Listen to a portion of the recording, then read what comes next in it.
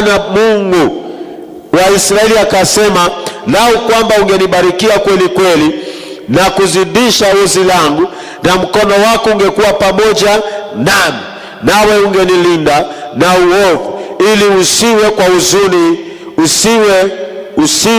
ili usiwe kwa huzuni yangu.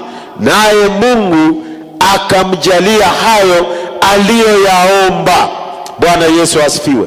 Kwa hivyo tunaona ya kwamba huyu ni mtu ambaye alizaliwa kwa familia ambayo ilikuwa na misingi ambayo ya kutokuendelea, na kwa hivyo wakati alipofika mahali akagundua ya kwamba hiyo familia imefungiwa na misingi mibaya ya kwamba ya kutokuendelea, akaenda kwa Mungu akamuomba.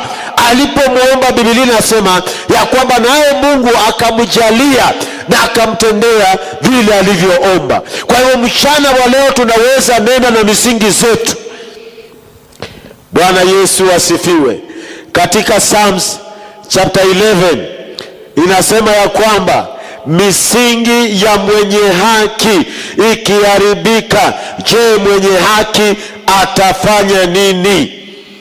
Misingi zako, kama unajua kwamba misingi zako haziko sawa, je, utafanya nini?